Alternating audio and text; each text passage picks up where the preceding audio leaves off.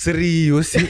Gue aja gak kepikiran loh kalau misalnya seorang Cirita bisa jualan Tupperware juga. Jualan Tupperware, jualan baju. Ini kan lagi happening sebenarnya saat ini. Kayak kemarin kita ngomongin bicara uang tuh frugal living. Aduh, gue gak bisa frugal living. Gue harus Langsung ditolak, gak bisa. Gak bisa, bukannya sombong. Gue terapi aja deh biar gue kagak belanja nih, otak gue rusak nih. Aku liat Luna Maya lagi nyebrang depan Luna Maya Orchard. lagi Dia pakai tas Prada. Wah, aku liat, ih gila bagus banget tas lempang nih. Wah, aku harus punya nih.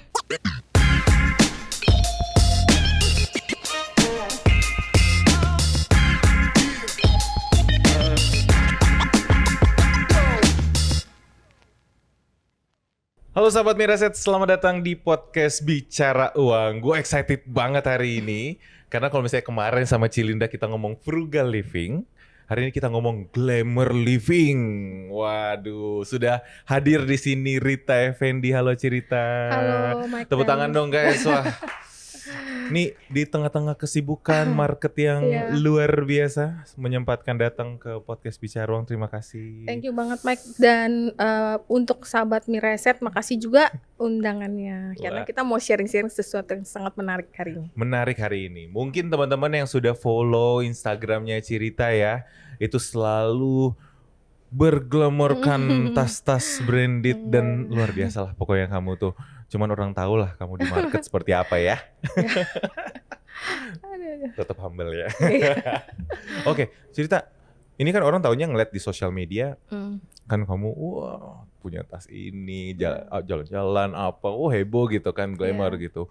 Ini memang boleh tahu nggak sedikit profil dirimu? Apa memang ya dari dulu memang sudah beruntung, sudah banyak uangnya atau bagaimana sih Cirita? Enggak sih, semuanya itu benar-benar dari kerja keras ya. Karena background family juga biasa aja, enggak yang bukan capital market juga gitu? Bukan, malah papa aku tuh sangat konservatif. Dulu waktu gitu? Aku beli saham itu pertama dia bilang, aduh jangan beli saham, itu sangat beresiko tinggi. Itu kayak menurut orang jadul itu kayak judi. Terus aku bilang enggak loh, aku invest. Dulu tuh aku beli kayak Indofood waktu itu kan baru pertama IPO. Di berapa tuh ya? Tahun berapa udah lama banget itu ya?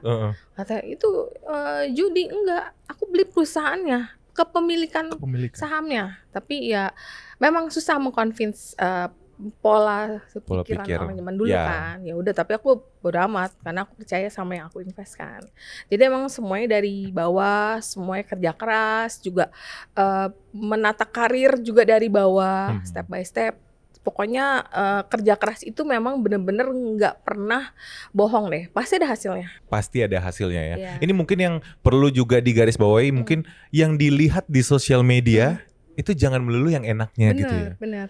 Itu orang nggak tahu prosesnya kayak gimana. Prosesnya ada capeknya, ada berdarah-berdarahnya, ada ya pasti ada ribut juga ya sama keluarga lah yang kayak, oh kamu sibuk banget sih kayak gini. Lah tapi kan ya memang di saat itu memang harus kita sibuk mau nggak mau kan kayak gini. Jadi begitulah banyak sekali lah sakitnya bukan sakit dalam arti badan ya, sakit kayak aduh capeknya banyak banget deh. Apalagi keinginan orang tua sama kita yang anak muda biasanya beda gitu ya. Oke, saya dengar dulu sampai jualan atau apa demi segitunya. Iya, aku kan orangnya seneng belanja. Dan belanjanya itu aku bisa belanja semuanya. Peritilan pun aku suka. Kayak dulu misalnya aku suka banget zamannya Tupperware lagi heboh. Demen banget jangan belanja. Bilang jualan Tupperware. Gue jualan. Serius sih? biar dapat gini loh. Kan dulu jual komisi 30% dipotong. Nah, kalau jualan dulu dapat komisi 30%. 30%. Jadi gini, kita beli langsung dipotong 30%, kita jual ke orang tuh 20 diskonnya. Kita dapat 10 toh. Dapat 10 kan selain dapat cuan, kita bisa beli Tupperware lagi. Terus kalian member kita bisa kumpulin poin. Ya sampai kayak gitu. Pokoknya apa yang gue lagi demen gue kerjain terus menghasilkan. Jadi gue enggak usah keluar pakai gaji gua gitu loh, bener-bener cari omset dari sampingan itu, yang halal pastinya. Yang halal pastinya. Sampai segitunya. Gua aja nggak kepikiran loh kalau misalnya seorang Cirita bisa jualan Tupperware juga. Jualan Tupperware, jualan baju. Jualan baju juga. Jualan baju waktu gua kuliah. Waktu kuliah loh, karena kayaknya gue demen kan belanja baju kan. Jadi temen mama gue ada yang punya toko di Pasar Baru. Gue liat nih bajunya, dulu kita kan kuliah di Tarki cewek semua. Ya udah gue beli aja sama dia, ambil misalnya 10 nanti free 1, nah 1 kita jual, ya cuan lagi dong. Kadang gue beli lagi baju sama dia gitu. Jadi berlipat gitu jadi lumayan banyak gitu ya? Iya, pokoknya yang bisa menghasilkan deh. Yang bisa menghasilkan ini Ambil. luar biasa loh, karena untuk melakukan hal seperti itu kadang orang ngerasa aduh males banget gitu kan. Paling berapa sih untungnya? Iya, nah kalau aku tuh tipe orang yang mau berapapun keuntungannya, aku nggak terlalu kayak mesti duit gede baru kita ambil bisnisnya. Aku duit gede, duit kecil, selama itu halal dan selama itu menghasilkan dan emang aku enjoy, ya udah aku jalanin. Ini loh persistensi ini nggak ketahuan nih guys, nggak ada di sosial media nih yang kayak gini-gini kan. Kapan lagi kalian cuma lihatnya yang enaknya aja gitu, tapi nggak tahu proses bahwa persisten untuk uang gede, uang kecil tetap bisa menghasilkan, yang penting halal gitu. Nah, berarti tadi sering ngomong saya dengar belanja, suka beli. Emang dari dulu suka shopping? Iya. Itu penyakit akut kalau buat aku sih. Sampai gue bilang, aduh gue kayak perlu di terapi. Sampai aku bilang, gue kayak perlu ke ini deh, salah satu master terapis, tau gak yang suka yang hipnotis? Yes, hipnoterapi. Gimana biar gue bisa gak belanja lagi. Tapi udah sempat pergi? Enggak. Ada niatnya dulu. Iya, cuman aduh gue kayak mesti ke Romy Rafael ya. Gue terapi aja deh biar gue kagak belanja nih, otak gue rusak nih. Apa aja gue beli dari gede kecil semuanya. Terus kalau dulu kan belanjanya baju. Kalau sekarang belanjanya? Semuanya baju sampai sekarang, sampai tahu nggak di rumah gue itu lemari gue roboh karena baju gue keberatan. Oh my god. Itu udah kacau banget deh, tapi kan ya udahlah. Akhirnya kita beli lemari tambahan, terus lemari tambahannya juga roboh. Oh my keberatan, god. Over capacity gitu ya. Itu isinya tas, baju juga. Iya. Berarti tas juga hobi. Tas juga berkembang biak. Jadi akhirnya kita beli box dari yang di salah satu e-commerce, kita beli box, kita susun karena ya itulah biar lebih, kalau nggak numpuk-numpuk kan rusak kan. Udah nggak muat. Ini kan lagi cerita, ini gue sampai spesial, banyak banget barangnya buset kayaknya. Ini kan lagi happening sebenarnya saat ini. Kayak kemarin kita ngomongin bicara uang tuh frugal living, menahan diri. Lu nggak mau ikut coba? Aduh, gue nggak bisa frugal living. Gue harus langsung ditolak, nggak bisa. Bukannya sombong, kayaknya jiwa gue tuh akan sangat menderita. Jadi gue harus memenuhi itu, gue harus kerja keras. Itu gimana caranya untuk memenuhi? Jadi kalau nggak bisa ngurangin? Nggak bisa mengurangi pengeluaran, kita harus melipat gandakan pendapatan. Itu makanya dari dulu lu suka kerja ya? Kerjanya macam-macam, kayak misalnya kayak sekarang kita kan kerja sebagai stockbroker, tapi kita juga kadang-kadang ada undangan dari teman-teman, ya itu kadang-kadang ada uang saku. Itu juga kan buat nambah-nambah belanja ya. Terus kita juga ada investasi di saham, investasi di reksadana buat yang less volatile. Nah, yang di saham kita cari gimana nih yang bisa cari cuan. Kayaknya lagi pengen tas tertentu misalnya, atau pengen beli barang tertentu. Pengen beli sesuatu. Kita taruh itu sebagai trigger kita untuk mendapatkan cuan. Nah, akhirnya kan menurut aku saham itu kan kayak puzzle kan. Jadi kan gue harus ketemu si A atau ketemu si B. Kadang-kadang aku nggak nyari, mereka kadang datang temen ngajakin makan, ngobrol-ngobrol, kayak saham ini menarik deh. Oh iya. Oh kemarin aku baca nih, kayaknya ada news begini-begini. Nah habis itu kita cek technicalnya. Oh iya kayaknya bagus nih, kayak ada yang akumulasi nih. Nah dari sana si A dapat sepotong, si B sepotong, si C sepotong, jadilah satu big picture, jadi puzzle gede itu yang bisa bikin jackpot.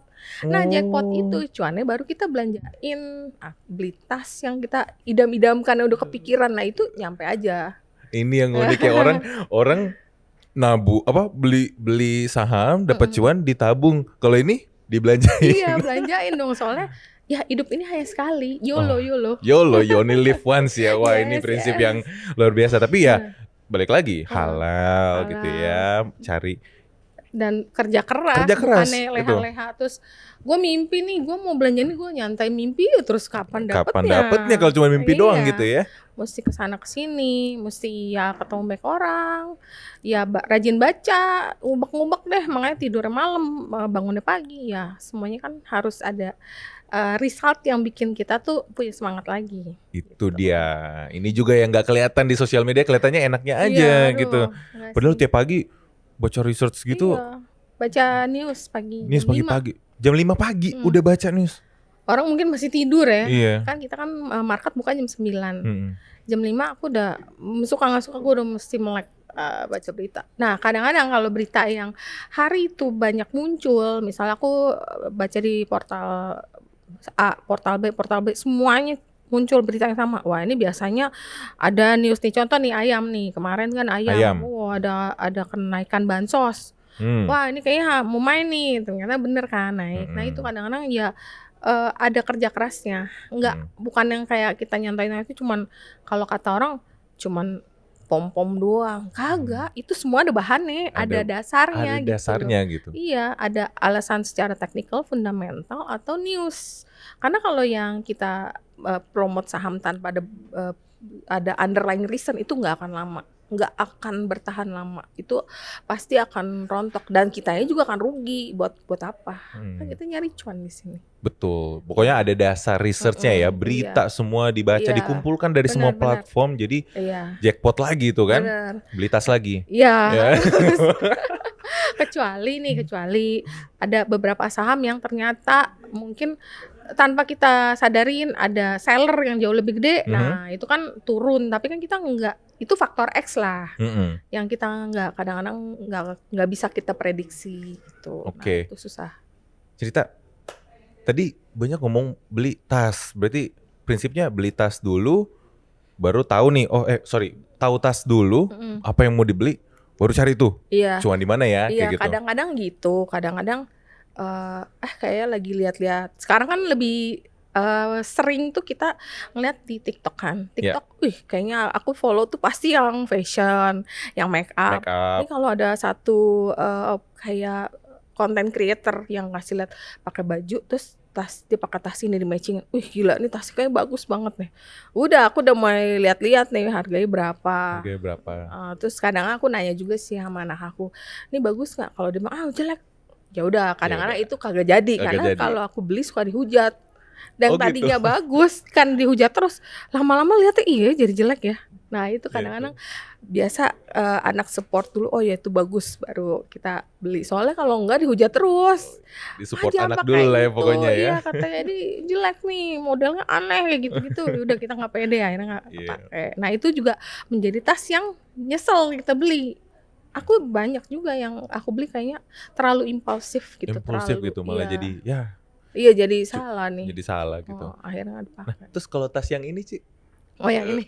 Dari saham apa? Nah langsung pertanyaan gitu. Kalau tas ini dari saham apa waktu itu? Ini sih story-nya panjang sih. Karena mungkin di luar dugaan juga. Boleh tunjukin tasnya dulu gak Ci? Waduh, ini biar sahabat Miraset lihat nih. Ini penuh pengorbanan loh dan tabungan. Tabungan karena kita investnya agak panjang. Ini dan jangka panjang ya investnya. Dan nggak kita sangka. Jadi gini, dulu aku beli kayak saham-saham digital, terus memang ada beberapa katalis lah ke depan, kayak dia punya proyek untuk mengembangkan bisnisnya, tapi ternyata datanglah COVID, tiba-tiba COVID, semua platform yang nama digital itu kan rame. Karena itu platform digital rame, kebetulan dia lagi membangun portal digital yang salah satu yang terkenal menggantikan, kayak waktu itu menggantikan Clubhouse kan, karena kan orang banyakan di rumah, akhirnya denger radio kan bosen. Kalau dengarkan podcast, misalnya aku dengar kamu ngobrol, demen kan, rame. Nah kebetulan company itu ya mari pada saat itu lagi mengembangkan Noise. Wah udah di luar dugaan, dari harga gocap kita invest agak lama naik sampai 500-600, kalau nggak salah puncaknya 600. Dari 50 sampai 600. Iya, ya itu kan. Emang kita belinya lama, simpen jangka panjang. Nah itulah cuan tuh. Iyalah, pengorbanannya cukup panjang juga, karena kan lama kan nunggunya kan. Dan nggak yang dari gocap langsung 500, 600, enggak. Ada naik terus turun. Aduh pas turun nih deg-degan juga nih. Nahan apa jual nih, tahan. Ya udah nahan. Atau kadang-kadang kita jual, salah nih kita cover balik. Nah kadang gitu. Jadi ya panjang lah ceritanya. Akhirnya kebelilah si Hermes ini ya. Iya, buat invest juga. Karena kan ini ada investment value-nya. Itu yang kadang ya sahabat Miraset jangan pernah underestimate kekuatan perempuan kalau beli tas ya, itu adalah part of investment kalau kata perempuan ya. Dari kita beli aja udah naik berapa kali lipat. Nah, walaupun nggak segampang atau nggak seliquid saham ya, anytime kita mau jual langsung kita jual, tapi minimal ada value-nya. Kalau lagi BU atau lagi bosen, itu pasti yang beat itu banyak deh yang kita mau jadiin duit nggak susah. Jadi dari investasi menghasilkan cuan kita beliin sesuatu yang kita idam-idamkan. Tapi itu barang juga suatu saat kita butuh dana, kita bisa jual lagi, kita nggak posisi yang dirugikan, malah bisa cuan malah. Kalau kita kebetulan belinya yang klasik, yang modelnya, yang warnanya juga yang gampang orang pakai, warna-warna basic, warna aman, itu gampang banget jualnya. Berarti sama dong kayak yang di Instagram nih, Ci. Nih, gue sering banget follow Instagramnya Cirita. Aduh, pasti kalau udah posting, yang gue lihat itu pertama tasnya. Wah, gila tas baru nih kayaknya Cirita. Cirita, mau nanya dong, kalau tas ini di mana Cirita? Ini saham apa ini? Yang ini? Oh, itu banyak sih juga. Ini kayaknya Dior yang klasik kayaknya. Aku suka main aman sih, beli warna kayak topnya atau basicnya, terus warnanya aku suka warna hitam sebenarnya. Ada yang putih kalau nggak salah kan? Ya ada putih, ada biru, ada banyak sih, ada krem. Koleksi. Ya karena semua saham itu ada cerita, ada atau tas. Setiap tas ada cerita sahamnya. Ya kayak gitulah. Jadi ya kebetulan waktu itu aku kalau nggak salah itu barang-barang konstruksi. Zamannya konstruksi lagi happening. Oh, Dior ini saham konstruksi waktu itu ya? Kayak zaman itu tahun berapa ya, Waskita dari bawah, Wika dari bawah, itu kalau lagi main kan semuanya jalan tuh, PTPP kita beli dari bawah semua, kan waktu itu memang program yang waktu itu kayak menjalankan gimana sih ngebangun MRT lah, LRT lah, bangun jembatan, banget. Itu zaman-zaman konstruksi. Waktu pas zaman konstruksi dulu ya, bangun MRT ini ya. Benar-benar. Cuan tuh dari situ ya? Cuan, tapi emang simpen juga, bukannya kita scalping 2 poin kabur, 2 poin. Buat aku nggak bisa cuan kalau yang memang kan beda ya risk profile orang sama gaya trading orang. Aku lebih suka yang nge-swing atau agak nyimpen. Kalau memang story-nya masih berlanjut, kita hold aja terus biar dapet yang apa yang kita pinginkan gitu. Oke. Berarti semua tas-tas ini ada cerita sahamnya? Ya hampir ada, soalnya kan aku sebisa mungkin keinginan aku untuk belanja itu harus diimbangin dengan pendapatan yang di luar aktif income. Aktif income gaji kita kan. Ya kita aja pernah kesentuh nggak? Ya kadang-kadang, tapi hampir bisa sih jangan. Hampir bisa sih nggak pernah sih, sebisa mungkin. Karena kan kita udah mulai belajar juga, baca flow. Kadang-kadang aku lihat nih market, ini kayak barang kayak mau naik nih, kayak kemarin nih ada salah satu saham PSAB nih gerak, wah ini kayak mau jalan ya, ternyata bener kan hari naiknya lumayan kayak gitu. Terus Ci, ada yang tas yang pink ini bagus kayaknya saya. Oh ini... itu aku beli belum terlalu. Gue sampai detail banget nih. Belum terlalu lama. Itu ada. Baru beli nih. Ya itu belum terlalu lama. Dan itu pun aku beli karena itu limited edition. Oh tuh kan. Jadi bener. Ya kalau mau invest di tas juga, satu kita pilih yang dari merek itu yang top of the line, salah satu kayak model andalannya.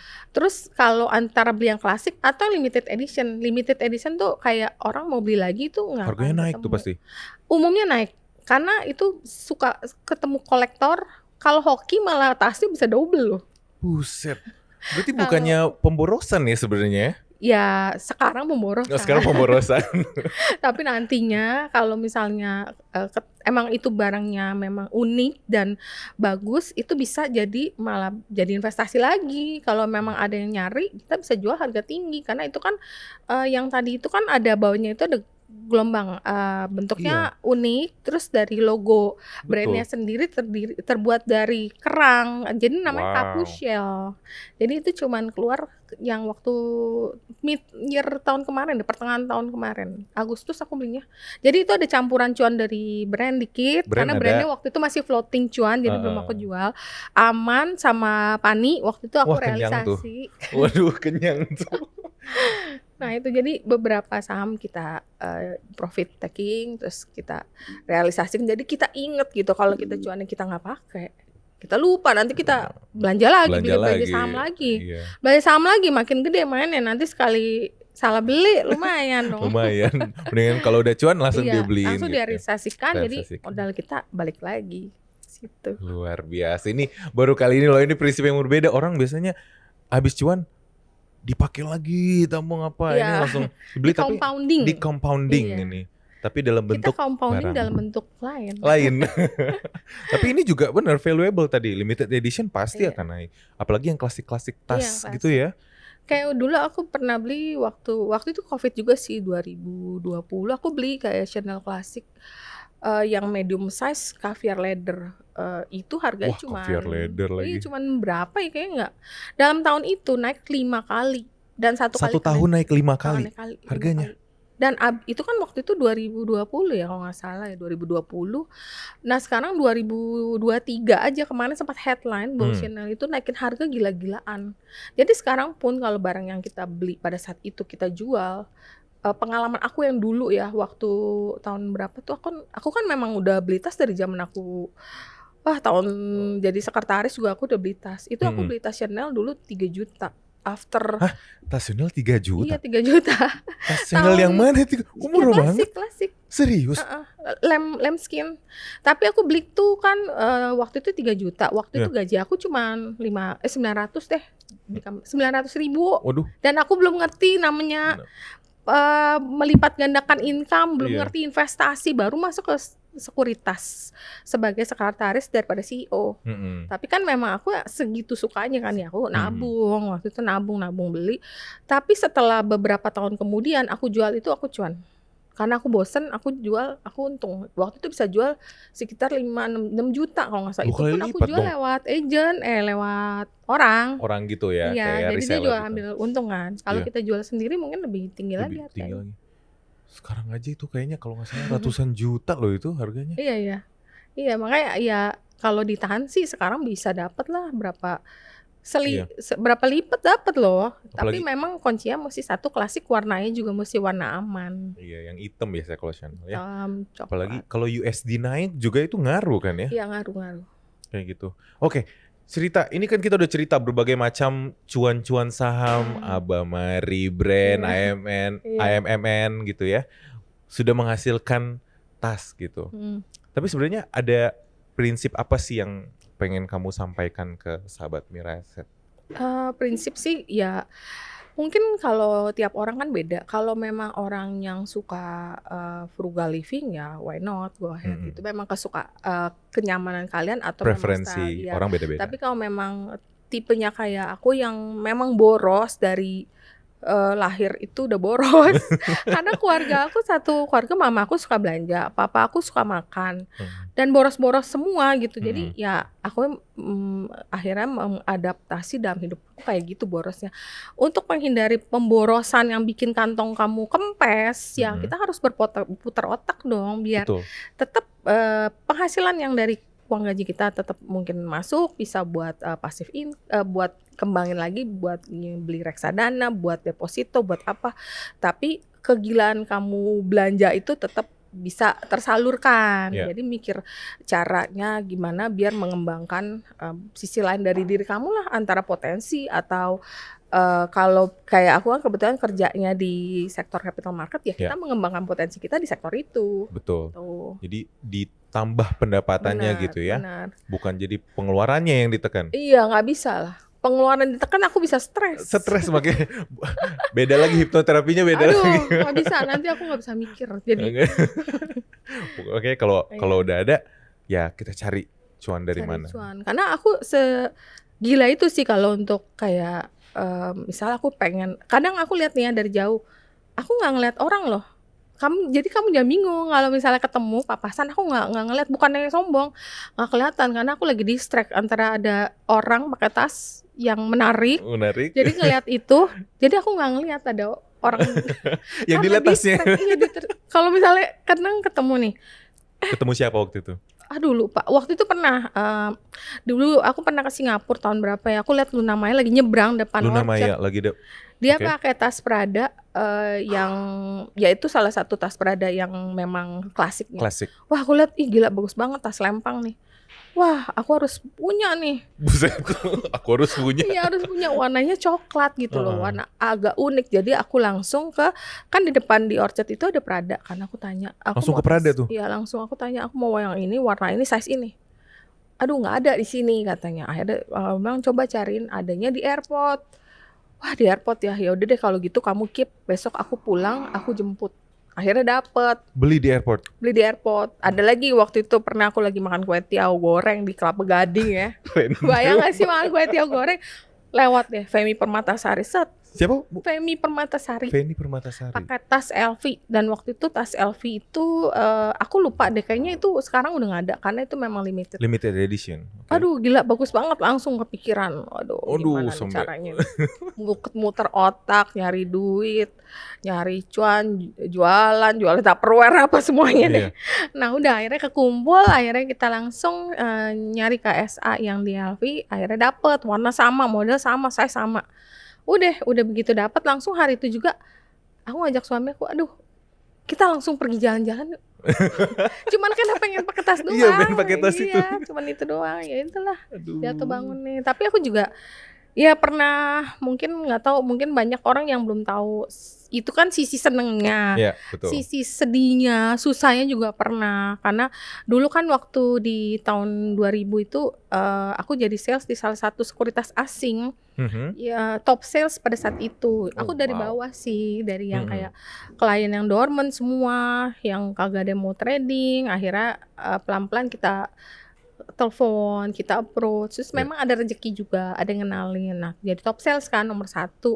Terus aku sempat pindah ke perusahaan lokal karena waktu itu aku di approach sama salah satu temen aku. Aku pikir ya udah deh store muka nih, interview store muka. Udah store muka, wah tawarannya menarik juga ya.